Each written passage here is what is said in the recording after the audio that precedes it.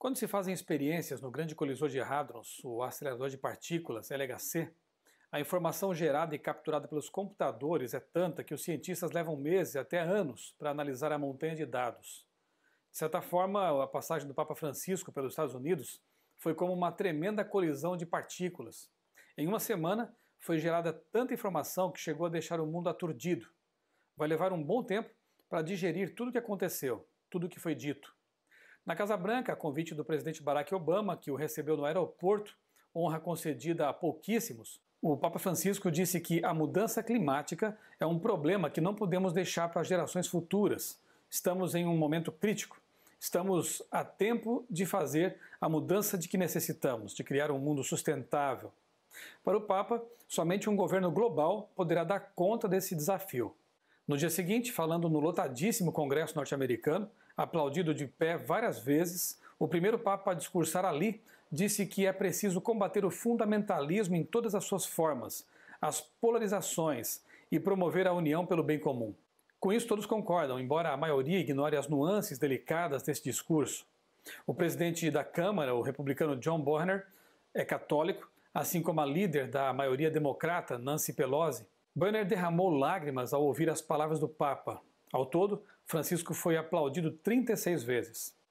Na sexta-feira, dia 25, diante de líderes de 193 nações, enquanto a bandeira do Vaticano tremulava pela primeira vez entre as bandeiras dos países membros da ONU, no gigantesco templo laico da democracia globalizada, nunca antes tão repleto de gente, Francisco apresentou outro discurso fortemente aplaudido.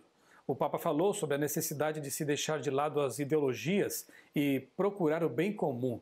Ele disse que nenhum indivíduo ou grupo humano pode se considerar onipotente, autorizado a passar por cima dos outros.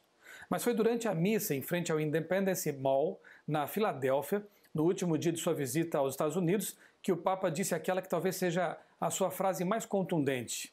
Segundo o líder católico, é preciso que sejam estabelecidas leis para criar condições mínimas e necessárias para que as famílias, especialmente as que estão começando, possam se desenvolver. Quem conhece um pouco as ideias e propostas de Francisco sabe que ele já propôs que o domingo seja um dia para preservar a família, além de ajudar a salvar o meio ambiente. É bastante significativo que ele tenha tocado nesse assunto justamente em frente ao prédio em que foi assinada a Constituição Americana, em 1787. Seria difícil aos Estados Unidos aprovarem uma lei que garantisse o descanso dominical? Bem, o recado já foi dado por Francisco, e se levarmos em conta que 31% dos congressistas norte-americanos são católicos, em comparação com os 22% da população do país, e que na Suprema Corte 6 dos 9 juízes são católicos, parece não ser muito difícil a aprovação de uma lei dessa natureza.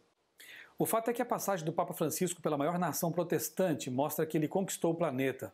O jornal El Mundo de hoje traz a manchete: América proclama Francisco líder moral planetário, e diz que os Estados Unidos se renderam aos seus pés ao se proclamar líder global.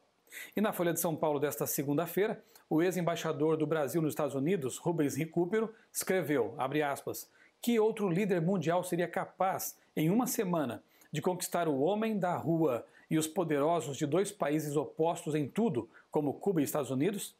Qual é o segredo de Francisco, única pessoa que consegue ser aplaudida por 193 países da ONU e escutado com respeito pelo mais polarizado e rancoroso Congresso da história americana? Em meio a um deserto de líderes, de políticos medíocres, sem grandeza, que erguem muros contra a gente desesperada, ele brilha como a consciência moral da humanidade. Fecha aspas. Assim como a superlua foi eclipsada pela sombra da Terra ontem à noite, Francisco vem eclipsando todos os líderes do planeta, submetendo-os à sua influência e conquistando respeito e espaço para contar com todos na aprovação de suas propostas.